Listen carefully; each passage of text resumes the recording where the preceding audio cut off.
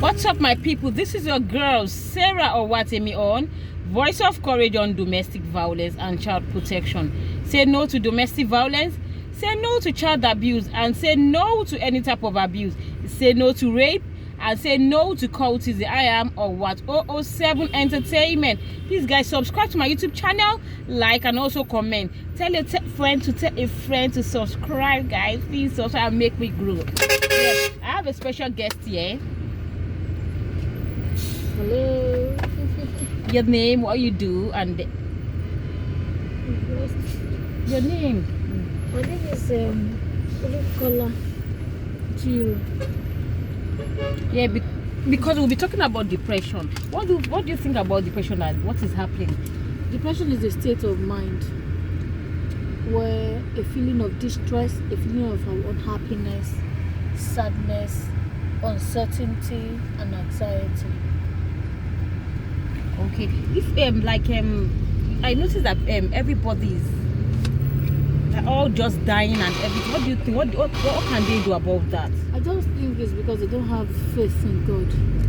Apart from faith, you are sure of yourself. If you value your life, you shouldn't kill it because you didn't create yourself.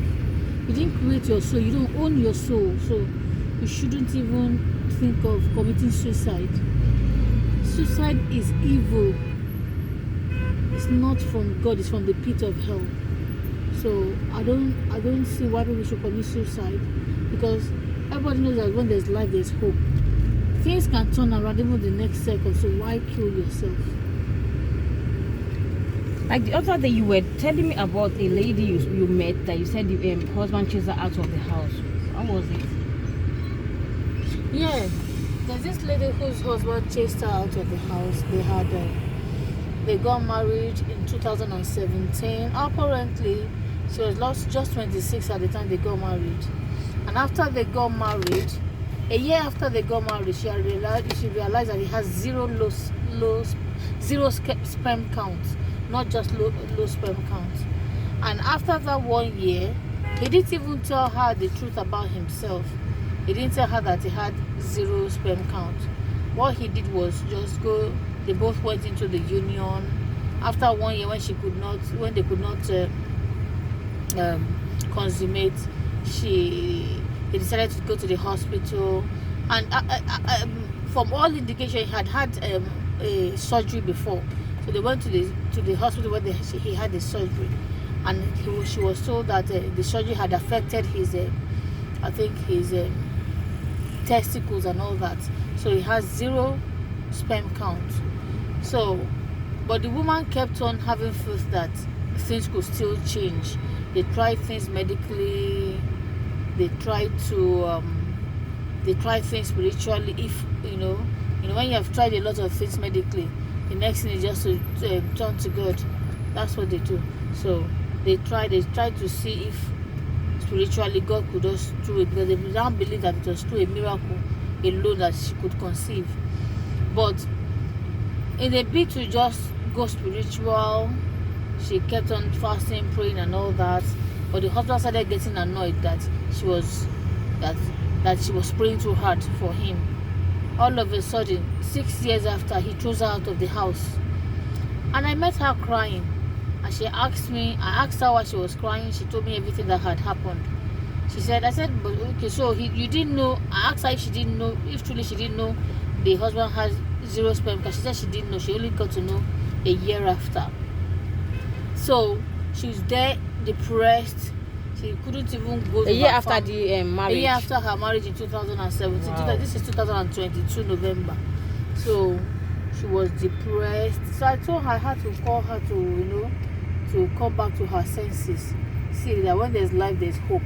If he abandons you, you can go on and marry somebody.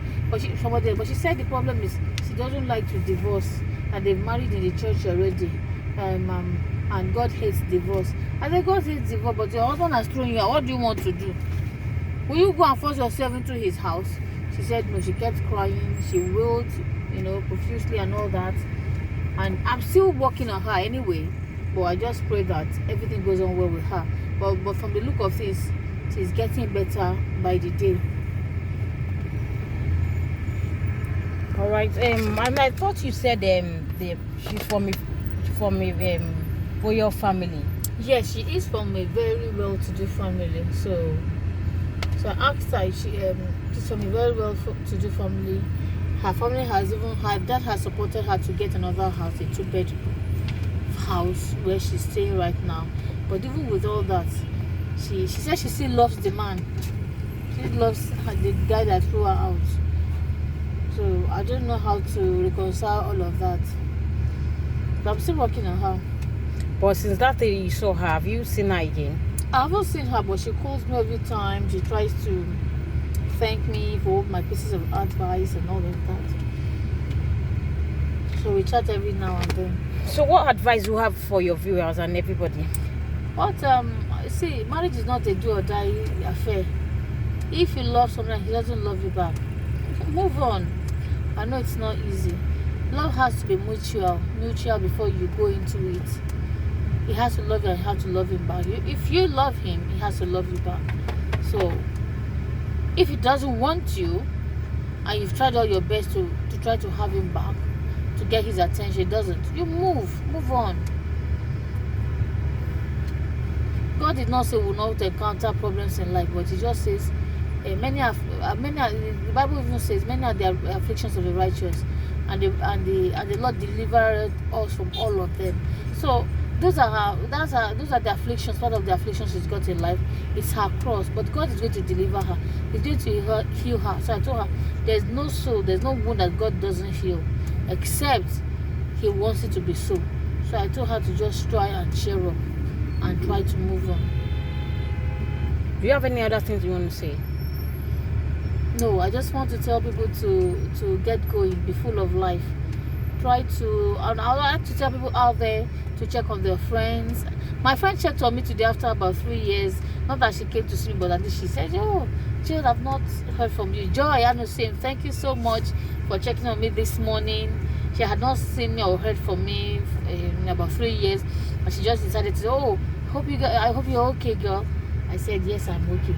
So just check on your friends once in a while to just find out how they are doing. Some people are going through a lot, but they can't even tell people. There are certain things that people are going through and you can't even open your mouth to say it. But let me tell you one thing, there's nothing that is happening to you that has never happened to somebody before in this world. So it's just a minor case.